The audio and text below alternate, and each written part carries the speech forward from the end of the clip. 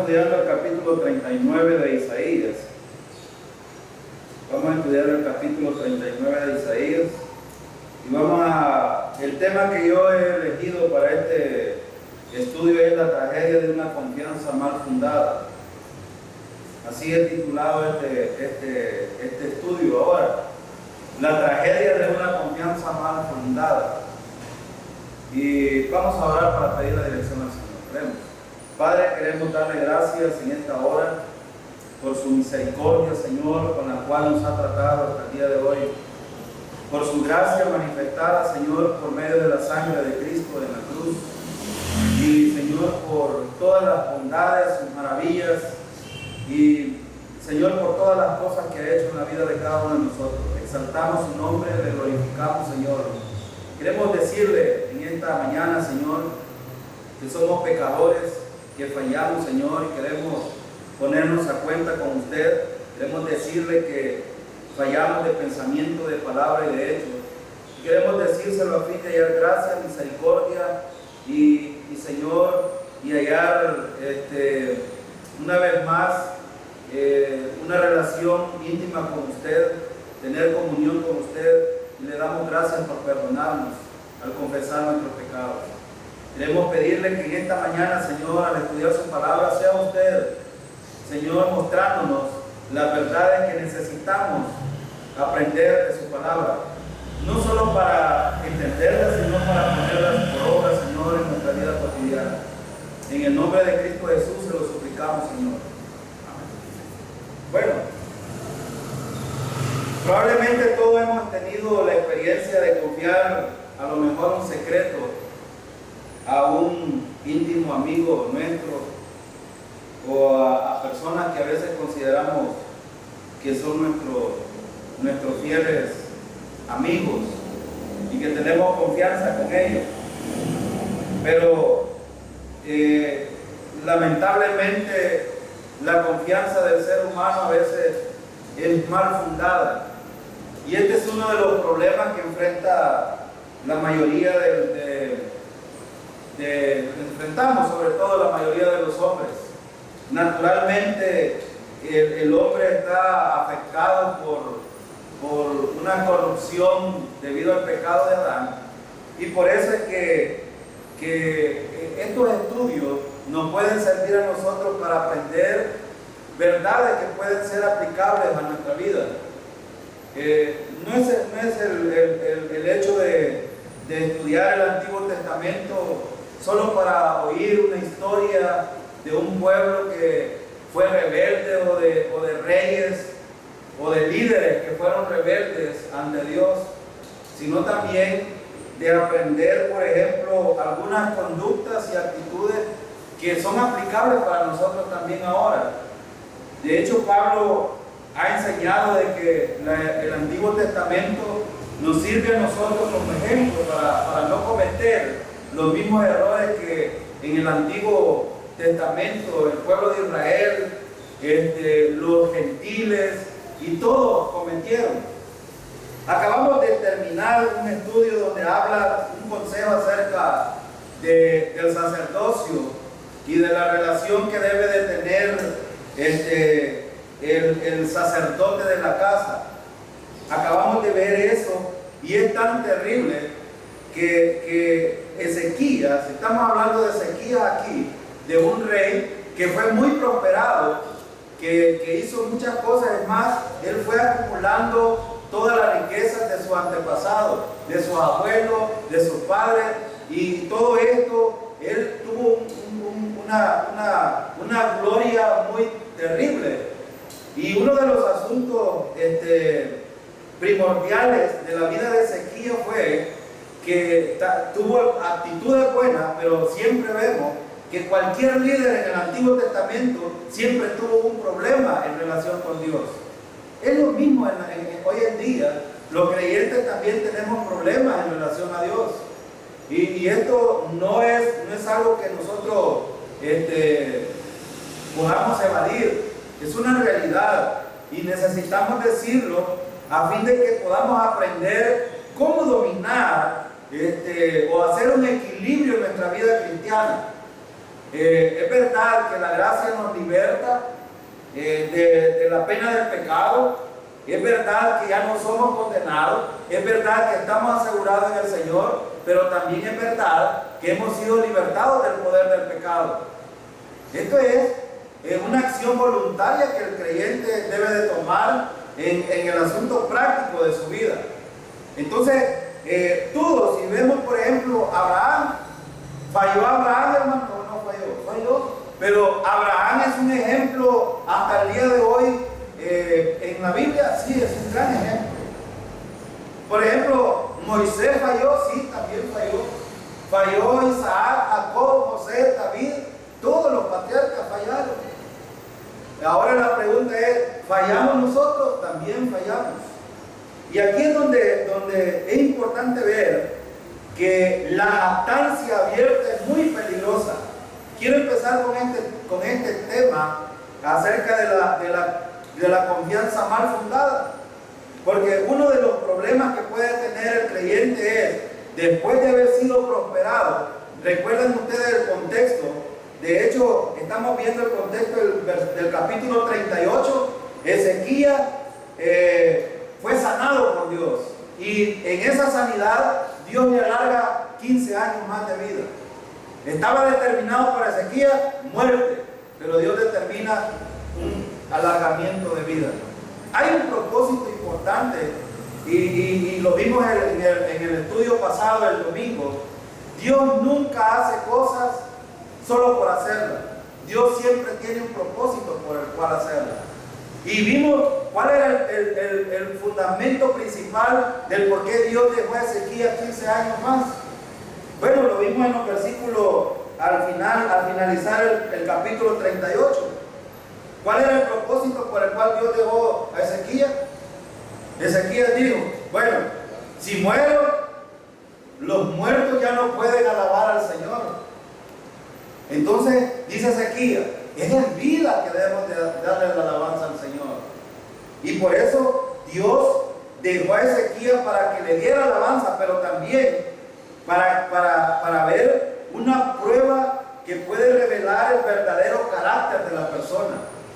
Fíjense que aquí en el capítulo 39 vamos a ver el propósito por el cual Dios deja a Ezequías un tiempo más de vida.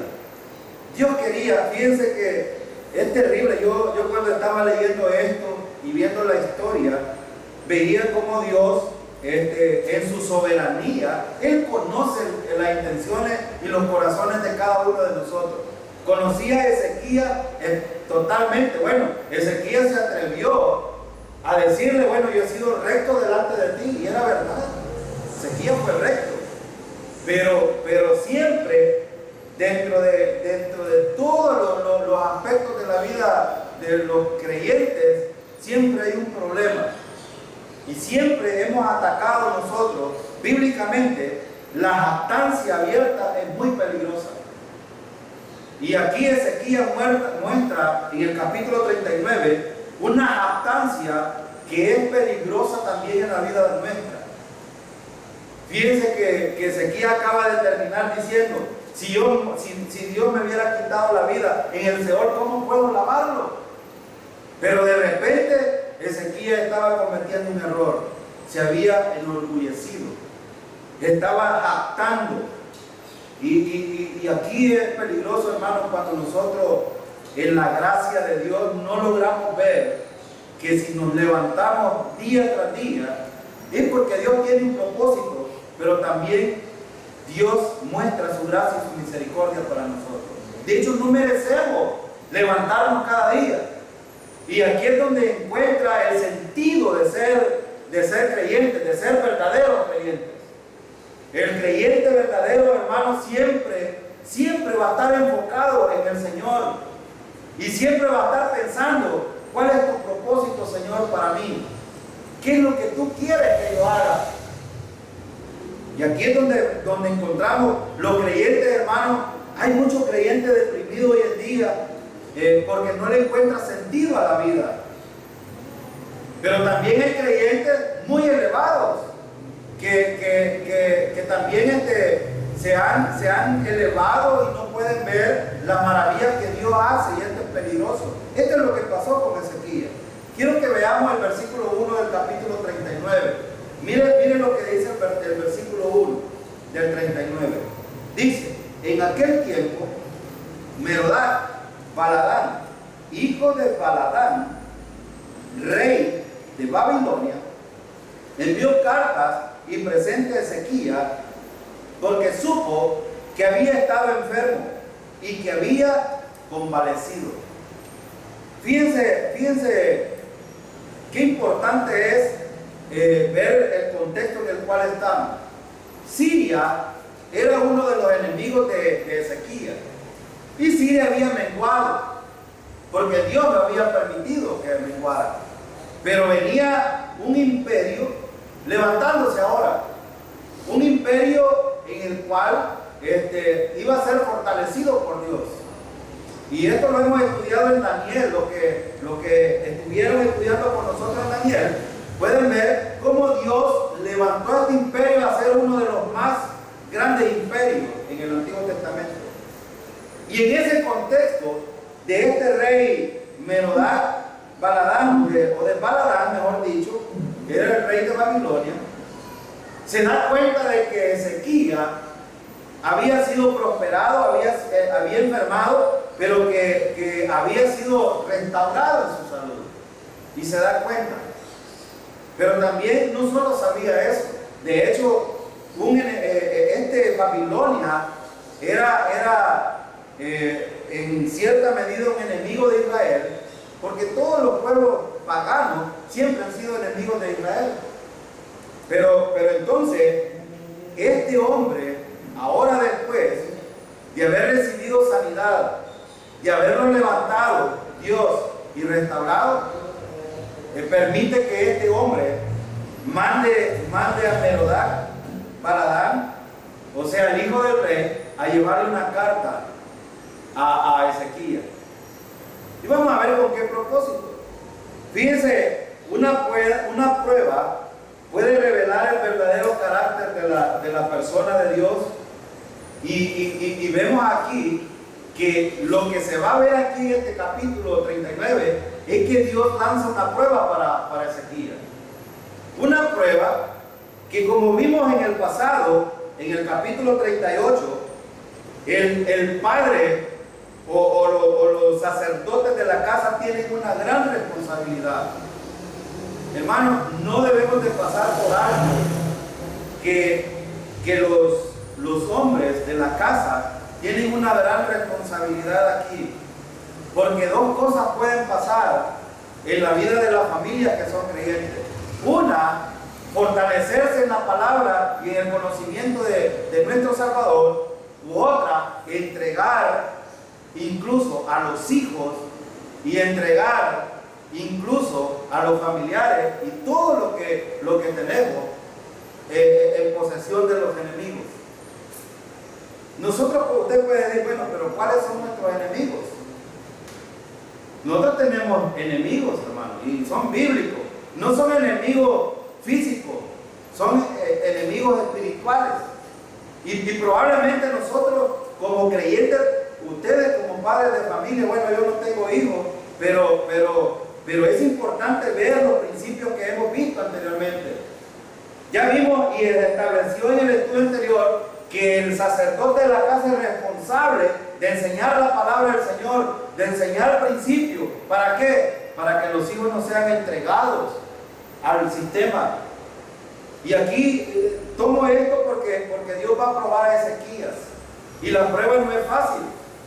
Fíjense, adelantándome, Ezequías con su jactancia entrega su imperio, entrega a Judá, entrega todo a Israel en manos de Babilonia por una simple jactancia. Es peligroso, hermano. La jactancia en la vida hay que abrir los ojos y el entendimiento, porque a veces nosotros nos preocupamos por pensar de que todo lo que nosotros tenemos nos pertenece. Y nosotros hemos enseñado aquí bíblicamente a quién le pertenece todo, hermano. Aquí es donde nosotros necesitamos meditar. Cuando nosotros entendemos estas cosas, necesitamos exaltar a Dios por lo que nos ha provisto. Si usted tiene una casa, disfrútela. Porque de todas maneras, nosotros, hermanos, nos vamos con el Señor luego. Nuestra morada no es esta, nuestra morada es celestial. Y por eso yo siempre he dicho, creyentes deben de estar bien enfocados en relación al Señor. Hay creyentes que no disfrutan su casa, no disfrutan sus hijos, no disfrutan lo que tienen por ciertas situaciones de ¿cómo diría yo? De tener hacia afuera, hacia que la gente vea su prosperidad y no ve quién realmente que lo prospera. Es muy peligroso esto. Ahora, también hay otros extremos que podemos mencionar, pero hermano, un principio importante que no debemos de olvidar es que los creyentes debemos de estar siempre exaltando al Señor. Ese es el propósito por el cual nos ha salvado. No debemos de olvidar esto. Y fíjense, yo quiero que usted vaya, por ejemplo, a Segunda de Crónicas, capítulo 32, para ver este problema de Ezequías. Vaya a Segunda de Crónicas, capítulo 32.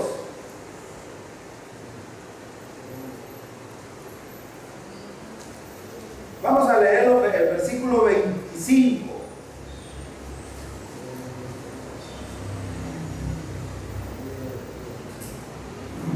Leamos versículos 24 y 25.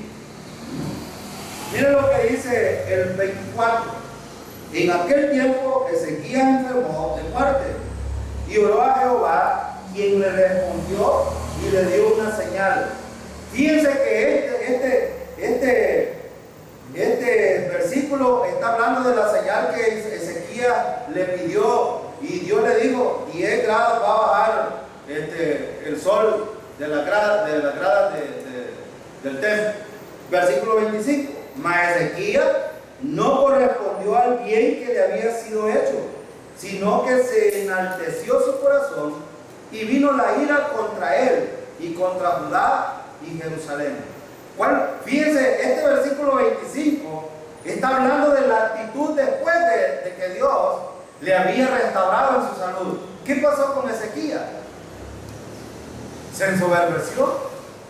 Hermano, es peligroso. Fíjense que hay muchos creyentes que hoy por hoy han sido restaurados en su salud, han sido restaurados en muchas situaciones, pero no los vemos aquí. Los vemos en otros lugares. Y fíjense, ¿qué es esto, pues? En otro sentido, ¿qué significa esto? A veces los creyentes olvidamos las misericordias de Dios, olvidamos las bondades de Dios, olvidamos que Dios es el que tenemos nosotros. Y miren, el versículo dice: mas Ezequías no correspondió al bien que le había sido hecho. No correspondió. ¿Y por qué no correspondió?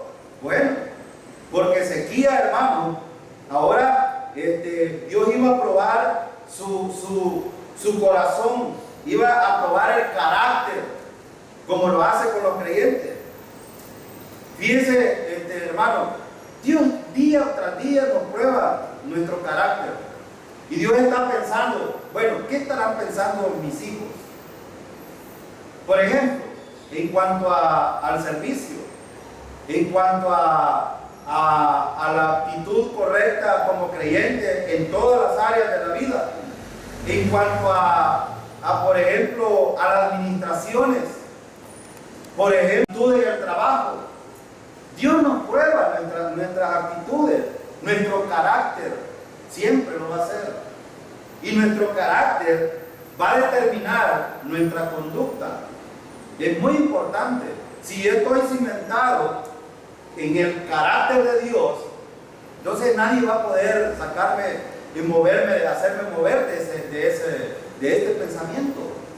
Pero fíjense, Dios probó a Ezequías para ver cómo él era en realidad. y para mostrarle sus propios defectos y la actitud de su corazón. Ya vamos a leer los siguientes versículos del 39. Pero ustedes ven en el versículo 25 de 2 de Corintios que Ezequías se enalteció su corazón. Ahora, ¿qué es enaltecerse? Hacerse orgulloso, hacerse arrogante. Ajá. Fíjense que, hermano, yo les ponía un ejemplo la vez pasada de un hombre, un profesor por supuesto. Y yo digo, hombre, hay a veces gente campesina que es mucho más educada que los profesionales hoy. Sí, es verdad.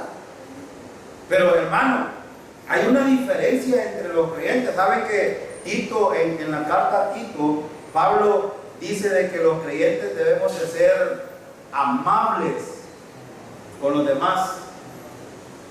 Y esta es una cosa que cuesta hacerlo. Pero cuando no somos amables, o cuando no tenemos, o cuando no vemos, por ejemplo, que el otro es superior a mí, entonces yo me enaltezco. Un profesor iba caminando por ahí en una actividad en Guatajiagua y iba caminando y a nadie saluda y nos vio como que si éramos cualquier cosa.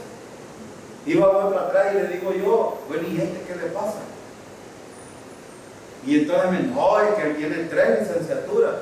Sí le digo, y si tiene 3 licenciaturas, ¿no debería ser el más humilde y el más amable y el más educado? Hermano, entre más vamos aprendiendo el carácter de Dios, ¿no creen que mejor, más humildes deberíamos de ser? Este es el mundo. Le estoy poniendo de un caso de un hombre del mundo. Pero ¿qué tal que un creyente fuera así? ¿Hay creyentes así, hermano? Sí, usted los ve en la televisión. Los ve grandes predicadores, por ejemplo, que no vienen, sino vienen por $40,000, $50,000 a enseñar la palabra del Señor.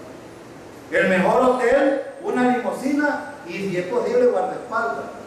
¿Y qué es esto? ¿No es orgullo acaso? Es orgullo. ¿Y saben qué hace Dios con el orgullo? Bueno, Pedro dice, ¿qué dice Pedro en cuanto al orgullo? Dios resiste, Dios no tolera, ¿qué es lo que quiere decir? Dios no tolera un carácter de ese tipo. Pero a los que son humildes, ¿qué hace Dios? Los levanta. Hermanos, aprendamos. La humildad es tan importante en la vida de los creyentes. Pero ser humilde, yo siempre he explicado esto, no sé si lo podemos entender, pero ser humilde, hermano, es bajarse. Es no tener el pensamiento de que yo soy superior al otro, no. Soy inferior al otro y por eso sirvo. Y el ejemplo lo tenemos de nuestro Salvador Jesucristo. Él se bajó a lo sumo. Siendo Dios, se bajó, dejó su trono y vino a morir como el malhechor, como uno de los más viles pecadores. No estoy diciendo que Cristo era pecador en esta expresión, estoy diciendo que solo los más viles morían en la cruz y Él lo hizo por nosotros. Ahora, cuando nosotros entendemos eso, que necesitamos bajarnos para que el Señor nos exalte, hermano. Yo siempre he dicho aquí, cuando un creyente aprende a ser humilde, Dios lo va a vindicar en cualquier situación que tenga. Amén, hermano. Dios lo va a vindicar. Y esta es una realidad. Bueno, ¿cuántas veces y cuántas acciones de su vida Dios ha vindicado? Pregúntese. ¿Cuántas circunstancias usted ha vivido y Dios lo ha sacado de la circunstancia? A mí muchas me ha sacado. Hace poco me acaba de sacar de un problema parecido al del hermano Bello, lo comentaba. Un problema, hermano, que hasta la cárcel puede ir a parar uno. Pero cuando nosotros, hermanos, aprendemos a ser dependientes del Señor, el Señor restaura estas situaciones. La restaura. Ahora, fíjense bien, Dios no abandonó totalmente a Ezequías, y aquí hay un punto importante. Probablemente somos insensatos en nuestra manera de pensar y en nuestra manera de actuar. Pero el Señor ha dado una promesa que es tan fiel. Yo digo, hermano, si no entendemos la fidelidad de Dios, entonces vamos pagando en una encrucijada en la vida que no entendemos cómo vivir la vida cristiana. Pero hermano, Dios hasta el día de hoy es fiel y firme. Dios es fiel. Y a pesar de que nosotros seamos infieles, Él se mantiene firme. ¿Y sabe qué? A pesar de que nosotros pecamos y fallamos al Señor en cada momento, Él siempre está con nosotros, no nos abandona.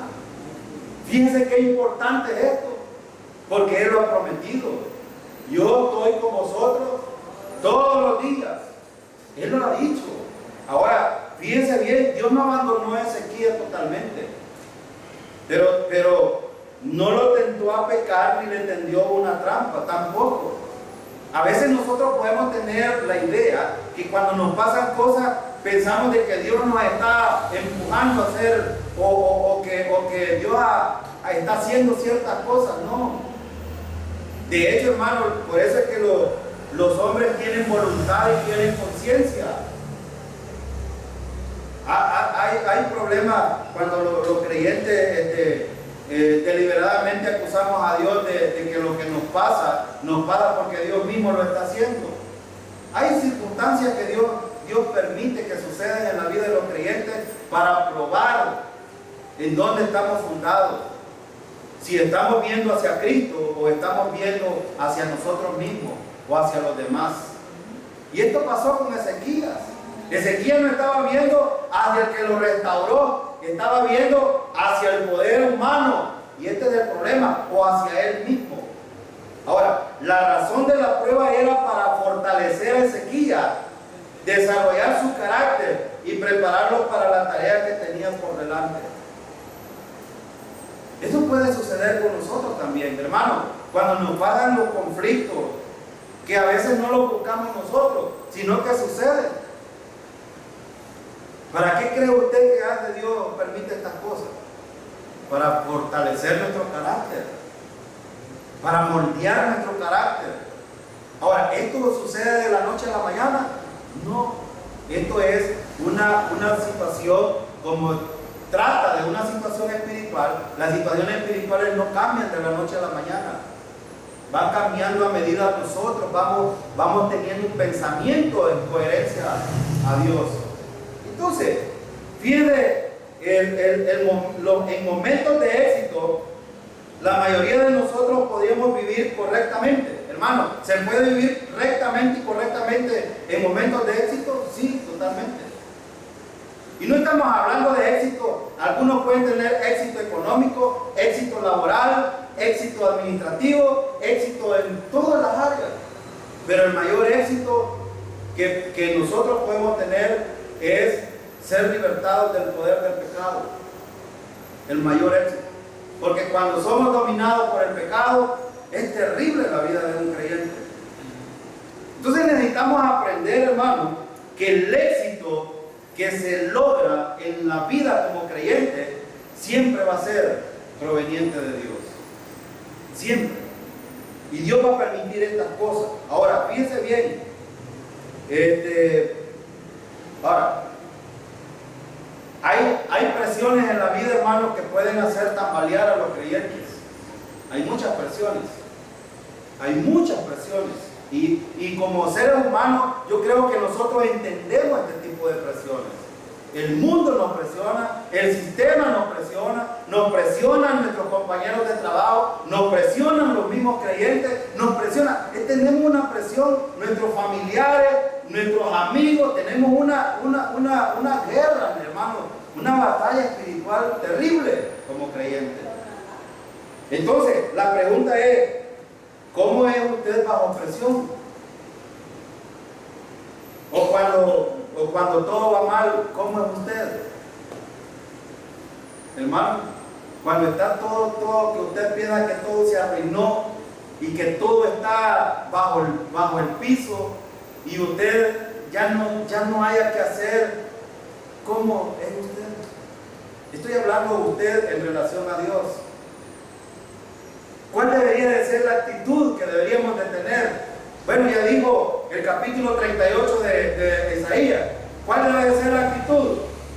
Número 1, los hombres de la casa, buenos mayordomos, administrando bien la casa, enseñando la palabra del Señor, dándole gloria a Dios, porque hoy en vida, ya cuando uno está boqueando, bueno, oí un sacerdote explicando esto yo no entendía mucho esto, pero como soy curioso, encendí la televisión y estaba un sacerdote explicando acerca de los sacramentos que tiene la Iglesia Católica, y estaba explicando acerca de los Santa Unción, que Santiago explica este asunto, y él estaba explicando correctamente este punto, y decía: nuestros hermanos católicos buscan a los sacerdotes hasta que ya está boqueando la persona y ya no puede decir nada.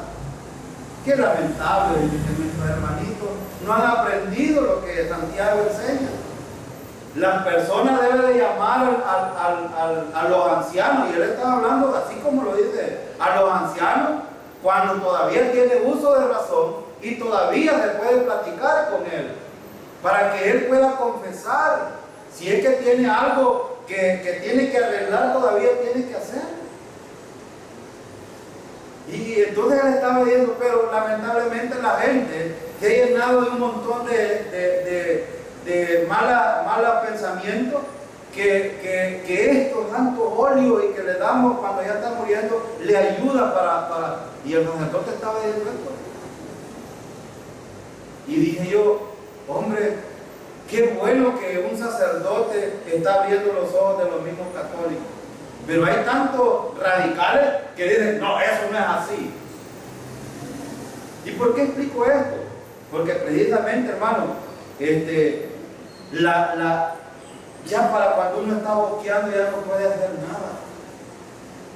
La gente, por eso decía yo, hay gente que tiene cómo comerse un buen platito de comida saludable y no lo hacen por estar guardando ahí.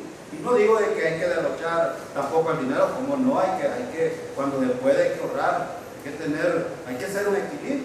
Lo que quiero decir es que nosotros tenemos que tener una visión, porque nosotros vamos de pasada de aquí, y lo que viene es mucho mejor para nosotros. Pero fíjense, la pregunta que hacía, ¿cómo somos nosotros cuando estamos bajo presión? Vean que generalmente siempre buscamos hacia los lados, nunca buscamos hacia el Señor. Siempre, esa es una realidad entre los creyentes. Y debe de ser al revés. Hermano, ¿qué hizo Ezequiel cuando estuvo en dificultad? Isaías va y le dice, vas a morir, prepara, y le dio instrucciones, prepara tu familia. Esa fue la instrucción que le dijo, prepara tu casa, instrúyela. Hermano, aquí por eso hemos enseñado que los hombres, nosotros los que tenemos familia, que tenemos esposa, los que tienen hijos, somos tan responsables en cierta medida de las actitudes que tienen nuestros círculos familiares. Somos responsables porque somos los sacerdotes. La instrucción de Dios fue: ve, dile a Ezequías que va a morir, que prepare su casa. ¿Y saben por qué? Porque ciertamente, hermanos, los hijos, si no son bien instruidos, se van a desviar. ¿Saben que vamos a estudiar en el capítulo 40 de Isaías? Vamos a estudiar la grandeza y trascendencia eterna de Dios y un nuevo mensaje del profeta, y empieza un reinado de un hijo de Ezequías. ¿Y saben cómo fue el reinado del hijo de Ezequías? Terrible, perverso. Ezequías había destruido todos los santuarios, lo vuelve a restaurar. ¿Y por qué, hermano? ¿Por qué creen que sucede esto? La responsabilidad, hermano, de los hombres de la casa debe de ser firme. Ya hemos dicho aquí, no es fácil. Cuando usted quiere orar con su esposa y con sus hijos, los hijos le van a decir, no queremos, la tele es mejor. Sí, es verdad. Cuando usted quiere hacer un estudio, un devocional, los hijos se van a oponer porque no quieren. No, dice, usted está ya, algunos dicen, taimados. nos lleva a la iglesia, estamos en la iglesia y todavía aquí en la casa. Pero ¿cuál era la recomendación de Dios por medio de Isaías? Y en Deuteronomio lo leímos. Dice, en tu casa, al levantarte, en tu casa, cuando vayas por el camino, cuando vayas a acostarte, debes de enseñar la palabra. Ahora, es difícil, hermano, tener un equilibrio en estas cosas, pero debemos de aprender algo. Cuando esto se logra hacer, déjenme decirle que va a haber una riqueza espiritual en la vida de sus hijos y de su familia. ¿Y saben qué? Cuando usted trate de hacer esto, van a venir pruebas familiares. Yo no le voy a negar esto. Uno de los problemas más serios es que el sometimiento, y no a nosotros como sacerdotes, los creyentes nunca quieren someterse a Dios, porque siempre están viendo hacia el ser humano, y ese es el problema. Ezequías estaba viendo al ser humano y no estaba viendo a Dios, y es un problema serio en la vida de los creyentes. Creyentes, necesitamos ver a Dios antes que al ser humano, porque ahí es donde debe de estar el enfoque de los creyentes. Ahora, hermano, no debemos de darnos por vencidos. La vida cristiana es una vida de problemas tras problemas y dificultades. Pero mientras tanto, si dependemos del Señor, el Señor va a restaurar estas situaciones. Se lo digo yo, que he pasado muchas dificultades. Entonces, hermano, la vida cristiana no es fácil. Nadie dijo que era fácil. Pero en el poder del Señor, hermano, todo es posible. Amén. Todo es posible. Todo es posible. Aquellos que poseen una relación constante con Dios no tienen que preocuparse, hermano. No tienen por qué preocuparse. Hemos visto muchos principios. Tenemos carga, hermanos, como creyentes, sí. Pero ¿qué debemos de hacer con esa carga? Démosela al Señor y van a ver cómo Dios las va a quitar de nosotros las cargas. Él va a hacer con esa carga lo que Él quiere. ¿Saben cuál es el problema? No lo creemos. Somos incrédulos nosotros. No creemos que Dios puede hacerlo. Algunos de nosotros, hermanos, no tenemos paz por eso, porque no aprendemos a depender del Señor. Pero, hermanos, los que poseen una relación constante con Dios no tienen que preocuparse de lo que las presiones revela acerca de cualquier situación o circunstancia que estemos viviendo. Vaya otra vez al capítulo 39 de Isaías. Mire, ¿por qué dejó Dios a Ezequías? Ahora, yo me hice esta pregunta y saben que la respuesta es bien importante y está aquí. Después de que Ezequías fue sanado de su enfermedad, aparentemente desarrolló una actitud soberbia. Y lo vimos allá. Dios, hermano, siempre, no crean ustedes, pregúntense cada día, ¿por qué ha permitido levantarme hoy? ¿Por qué? Yo me he hecho tantas veces esta pregunta. Y saben, siempre he hallado un propósito, el por qué Dios me ha dejado vivir un día más. Más tarde no sabemos. Hermano, a veces cuando hablamos de estos temas nos volvemos tan frágiles, pero la muerte es tan segura en cualquier momento en la vida de los creyentes. Pero a pesar de que, hermano, si morimos hoy, estaremos en lo mejor, la presencia del Señor. Pero si Dios nos permite vivir un día, vivámoslo en el poder del Señor. Aprendamos, hermanos, de que nuestra relación con el Señor debe de ser constante en cada momento. Miren, vamos a leer la historia de Ezequías ahora, versículo 2 del 39. Y se regocijó con ellos Ezequías y les mostró la casa de su tesoro, plata y oro, especias, ungüentos preciosos, toda su casa de armas y todo lo que se hallaba en su tesoro. No hubo cosa en su casa y en todos sus dominios que Ezequías no le mostrase. Fíjese, aquí hay un problema. Hay un problema serio. Hermano, si su enemigo llega a su casa con una actitud de confianza y quiere tener una relación con usted, ¿usted le mostraría su casa? ¿Saben que en el poder de los hombres se muestra la debilidad? Ezequías cometió un grave error aquí. ¿Y sabe por qué? Por orgullo. Por orgullo.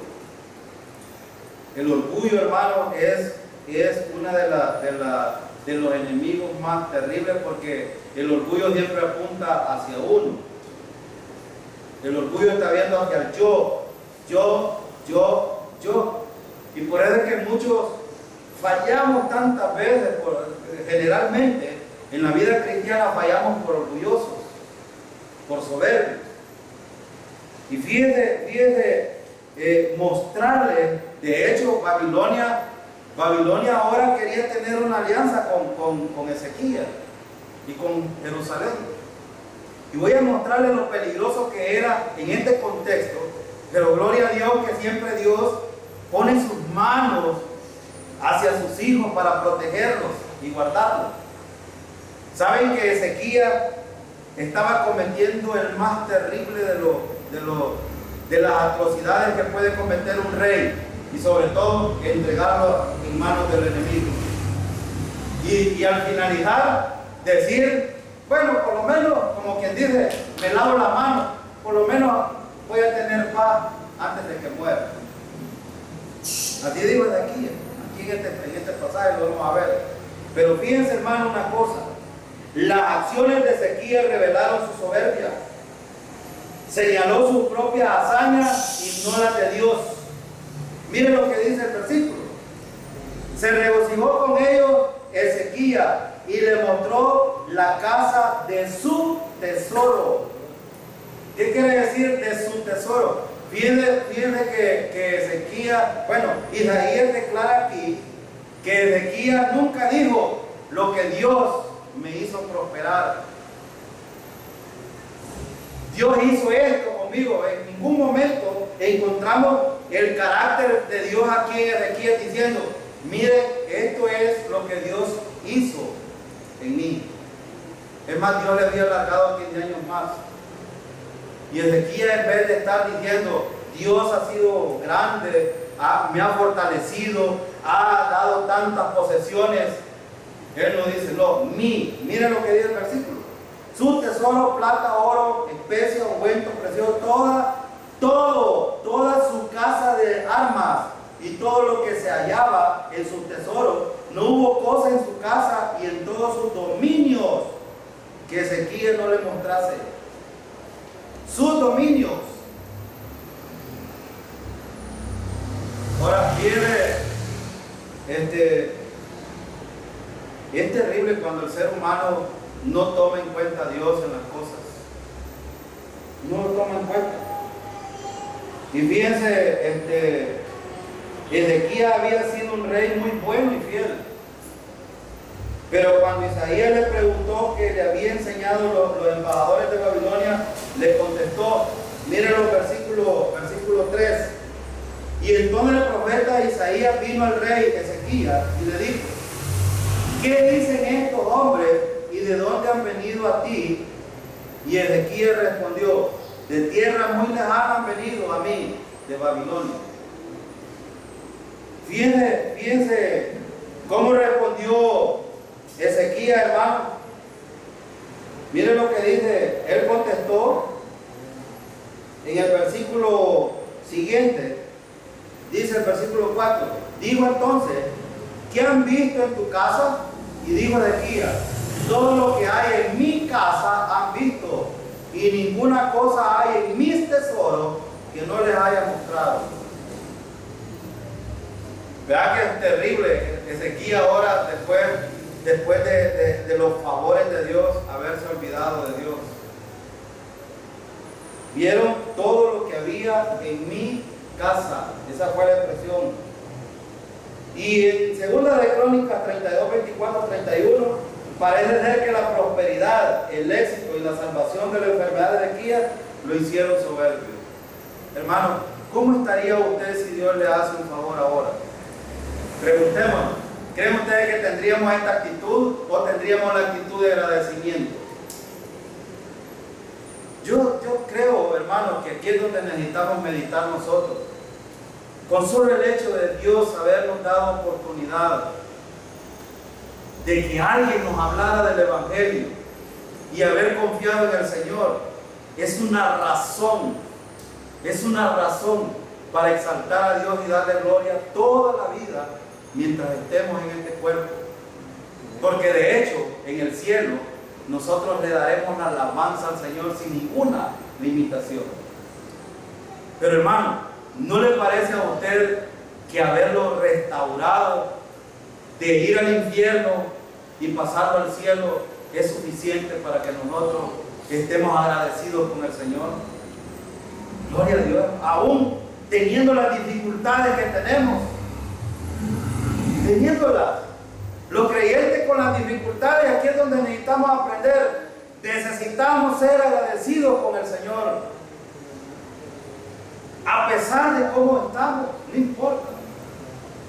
Hay hermanos, probablemente muchos de nosotros estamos enfermos hoy, pero a pesar de eso, debemos de darle la alabanza al Señor.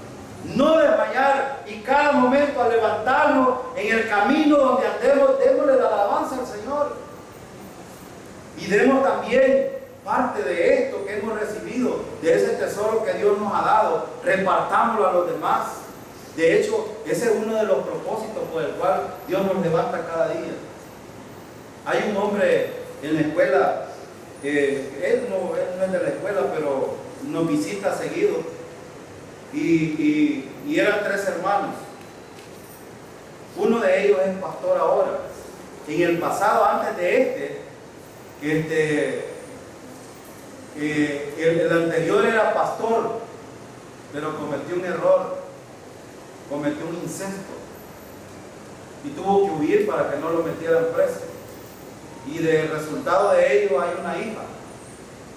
Lo que quiero decir es que este tercero, que es el menor, se congregaba con ellos, y cuando vio todas estas cosas, él dejó a su mujer, agarró otra mujer, y cuando empezó con esto, el pastor, el que ahora es pastor, le dijo: tú ya no tienes oportunidad de salvación, estás condenado. Y un día de esto, tanto como el que cometió el incesto, yo ya lo visité y hablé con él. Y saben que este hombre tenía el mismo concepto.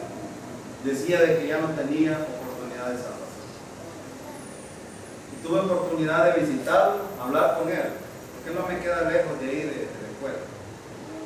Pero este hombre un día llegó a la escuela y estaba desayunando yo, y empecé a preguntarle. Bueno, le dije yo, ¿y usted no se ha congregado nunca? ¿Cómo no? Yo fui líder dentro de la iglesia, pero por cuestiones de la vida me separé. Y le pregunté directamente: ¿y es salvo? No, me dijo: yo ya no tengo chance. ¿Y quién le ha dicho eso? Mi hermano, que es el pastor, me dijo de que yo ya no tenía chance porque había cometido adulterio.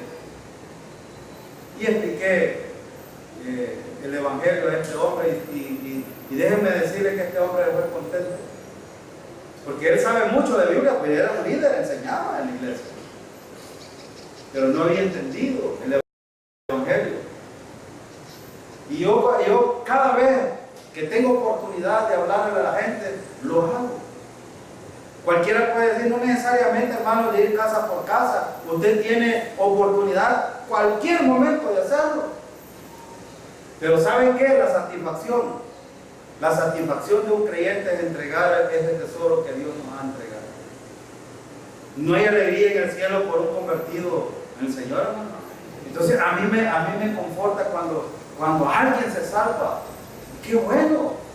Ahora, si usted no encuentra propósitos por el cual Dios lo levanta cada día, hermano, uno de ellos es hablarle a otros del Evangelio, hablarle de nuestro Salvador. Eso es muy interesante. Pero fíjense, hermano, generalmente los creyentes siempre estamos enfocados en nosotros y no en los demás. Estamos en nuestro trabajo y nos estamos enfocando en nosotros. Yo tengo un pleito con una compañera que es creyente porque esa mujer anda desesperada. Ya son las 12, como yo toco el timbre, ya es hora. Y le digo yo, pon tu reloj ahí mismo con el mío, porque el mío todavía le faltan 5. ¿En quién está pensando, hermano? En servirle a los demás.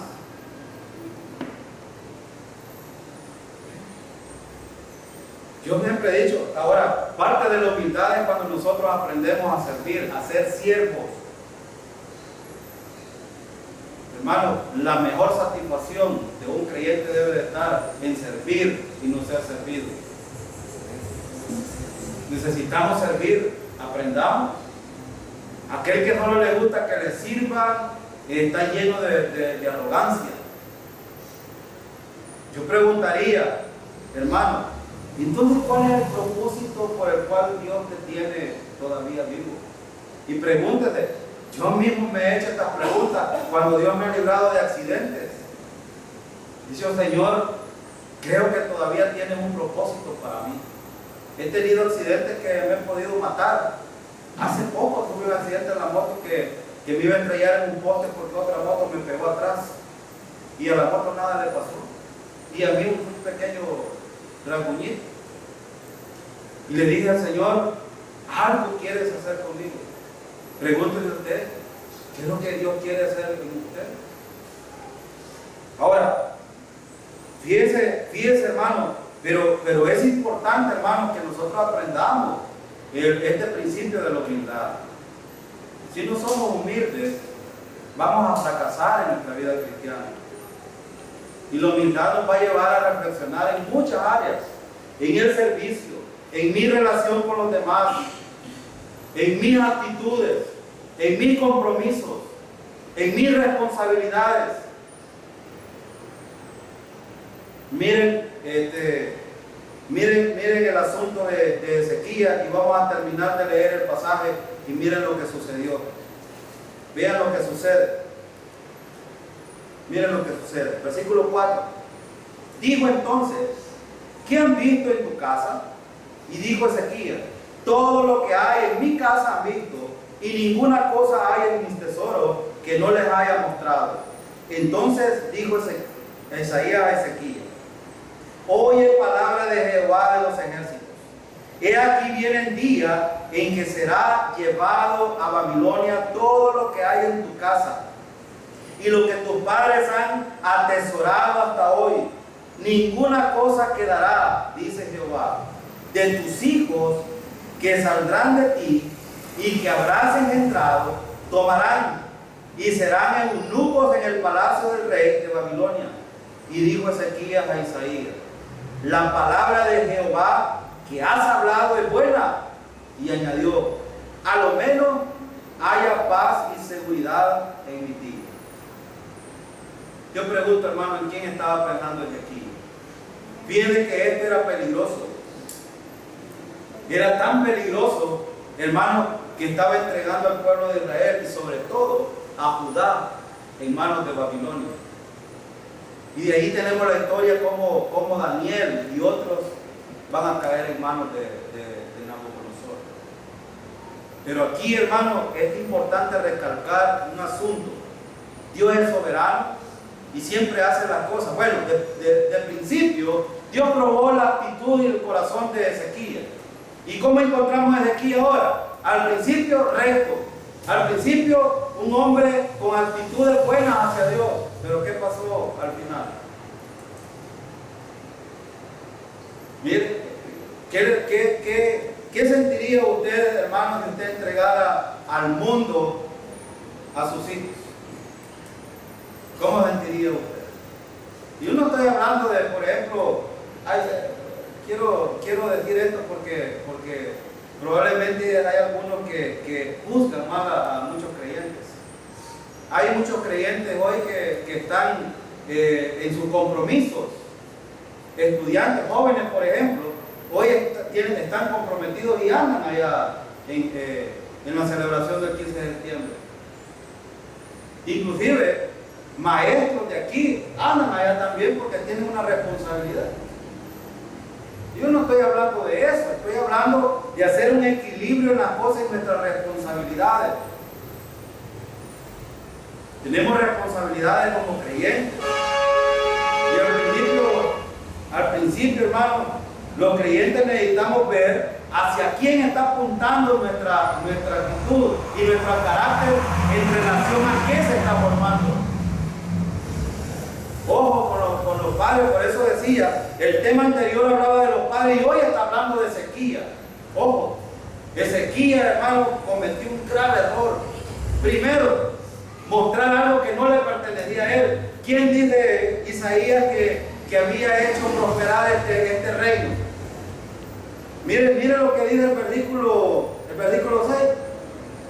Le dijo Isaías: he aquí viene el día en que será llevado a Babilonia todo lo que hay en tu casa y lo que tus padres han atesorado hasta hoy. Ni siquiera él lo había hecho.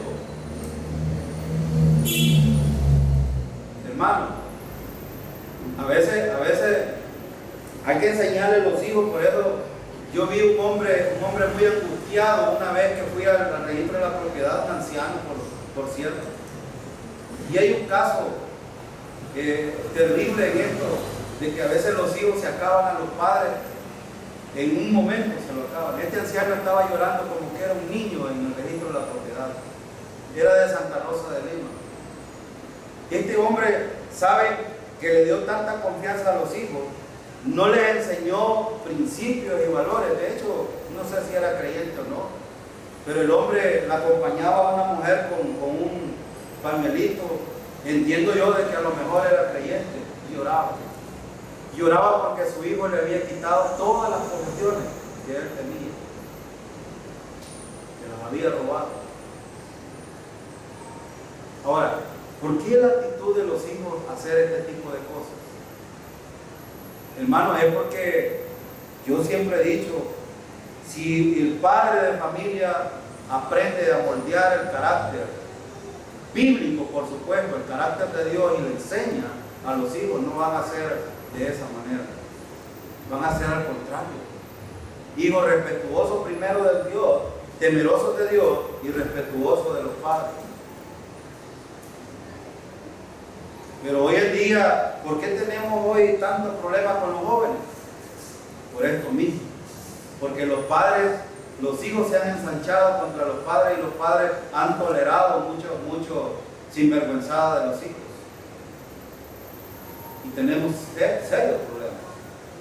Entregar a Israel, hermano, en este contexto de Ezequías, era terrible, porque si el rey de Babilonia se podía acabar al pueblo de Israel. Además, estuvo cautivo por muchos años. Pero ¿saben qué implicaba esto? Que la esperanza nuestra se podía haber acabado. Porque tratar con Judá era tratar con nuestra salvación también. ¿No es de ahí donde proviene nuestro Redentor? Hermano, es tan peligroso.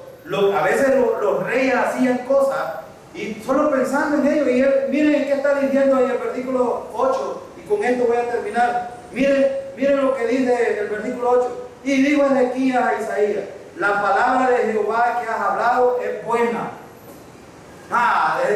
Qué bueno, dice Ezequías.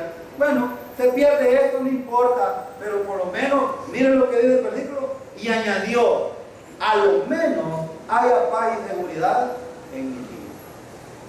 Por lo menos voy a morir bien, dijo, comiendo bien, estando bien. Pero este conformismo, hermanos, los creyentes no debemos de entregarnos así a diestra y siniestra a los enemigos. No. Debemos de meditar que nuestra relación con Dios está primero antes de entregarnos al enemigo. Necesitamos de pensar que hay un propósito por el cual Dios nos ha dejado. Y ya lo dije un montón de cosas. Pero las posesiones, hermanos, todo, inclusive los hijos de Ezequiel iban a ser eunucos, iban a ser siervos. Imagínense ustedes, servir ahora, después de estar en la cúspide, ahora venir a ser siervos. Y los eunucos, hermanos, bueno, para el día cuando llamamos eunuco, pero los eunucos le quitaban, los castraban y servían. Bueno, la palabra eunuco significa el siervo de la cama, así significa. Y los hijos del rey ahora iban a ser siervos, siervos al enemigo. Ahora, hermano, ¿cuánto está haciendo usted para que sus hijos no sean siervos de los enemigos? Hace unos días, y quiero que para que reflexionen ustedes, hace unos días unas jóvenes en la escuela bíblica, y esto me lo dijeron los maestros, lo voy a decir como exhortación para ustedes que son los padres. En vez de estar oyendo el estudio, estaban mandando mensajitos con el teléfono. Hermano, ¿qué está haciendo usted? Mírenme a mí, yo a la iglesia no traigo celular, porque en la iglesia yo no recibo llamadas de nadie.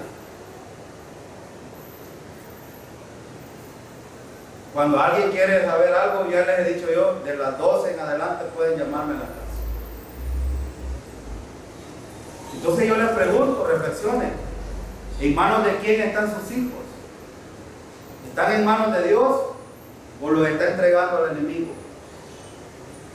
Hay que tener cuidado, hermano, porque a veces yo solo les pongo este ejemplo vívido dentro de la iglesia.